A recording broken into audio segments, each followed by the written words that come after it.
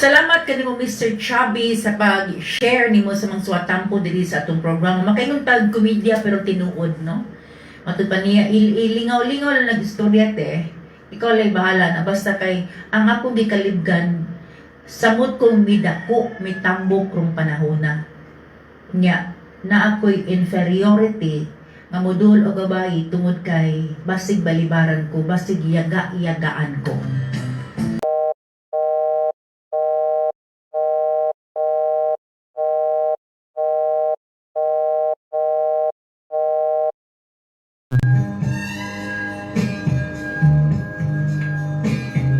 Mga buhing handumanan, uban sa mga awit. Ado na kamay kaagyo ka sa natiyan nga dili nimo mahimong hikalimtan. Kaagi sa kasa. Kapag iyasan o kabarutan nga hangtod karon, buhi pa og nagsamok sa imong panumduman. Kasi natiyan sa kalipay kalampusan o kadaugan, nga kapanaminan, nakuhan o pagtulunan. Dan, suota ka ng akong mga pinangga o ipadangan din sa atong tuymanon. Mga buhing handumanan, uban sa mga awit.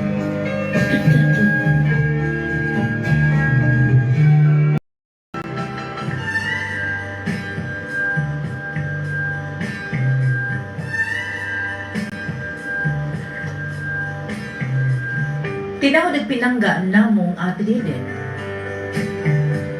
Hello, kamusta ka na ate? Malipayon kami nga makadungog sa imong programa matag hapon kay makawala usab sa amo ang kakapoy. Gawas pa niini, magabati usab kami sa imong bugnaw kayong timog.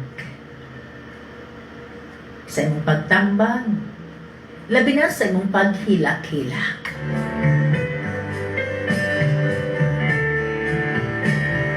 Usa ko kalalaki apan nakagusto sa imong programa at Diden.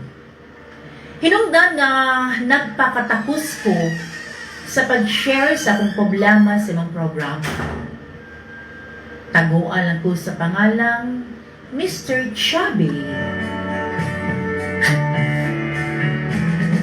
25 anyos ang akong pangidaron. Abi nako, ako ang pinakaswerte nga bata sa una ate Didin. Kay kabalo ka, dumugan dayon ko sa mga iyaan, uyuan, igagaw apuhan, kay cute kuno ko kaayo kay Chubby. Sa among school, diya sa elementarya pa ko, mausab ang ako mga classmate kay kuno cute daw kuno ko kaayo. Kasagarang musulti ni mga babae. Pero ang mga lalaki at din, nakasugamak jud ko og mga pamboli.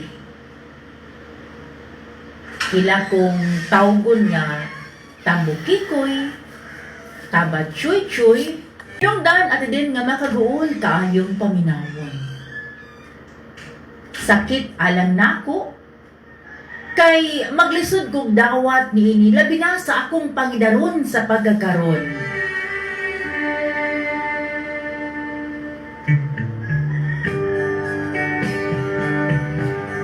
Sa una mang yun, medyo maglisod ko sa kanabitong pagamay ate.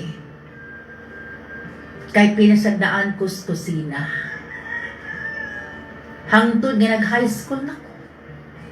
Miabot na conscious na ko sa akong lawas kay na ako'y feelings na maibog, makrush, o may gugma.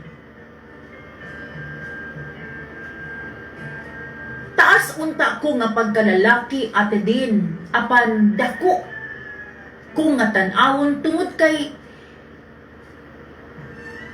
bugat man ang akong timbang. Hinungdan nga nakahasol og naguol kaayo ko sa kong sitwasyon sa pagkakaroon. Wa jud ko'y uyab niining mga panahona ate Didin. Kay nagkaanam kog dako. nga maulaw naman gani ko muduol sa mga babae.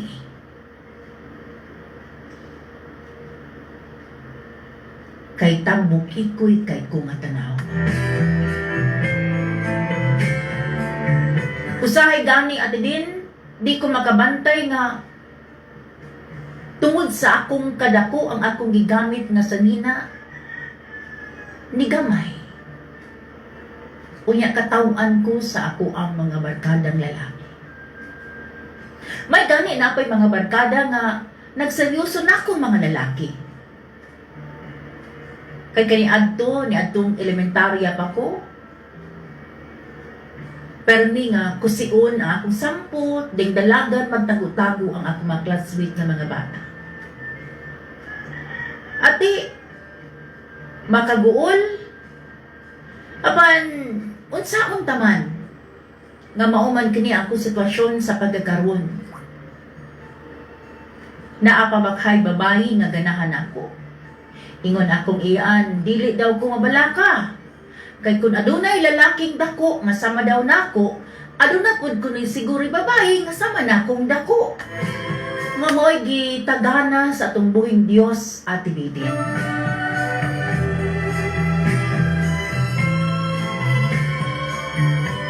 Usahay ako ang pagamahayan ng ako ang inahan. Kay lami magud kay muluto. Ug mga nagkariyahang putahi ate. Ako gyud makahurot sa mga bahaws kusina ni adto mga panahon. Hinay-hinay na koron nga nagjag.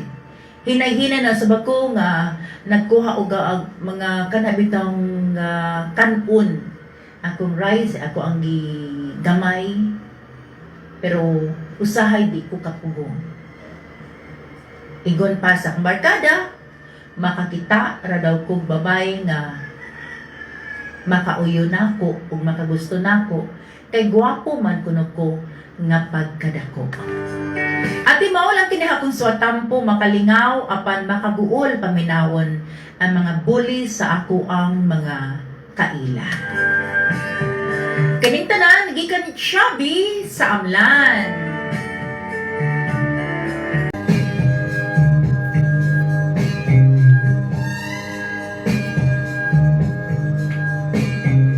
Di na tumubot ng biyagan yung akong mga pinangga. Apan sama sa dagat na rin pagkaugong pagkunas man, o ang adlaw na rin pagsilang o pagsalo. Kini ang yung boss nga alaga kinahan higala sa kanginan nga si Ate Lidid Gatchayan. Manamilit ang magaingon. Daganting salamat sa inyong pagpaminaw.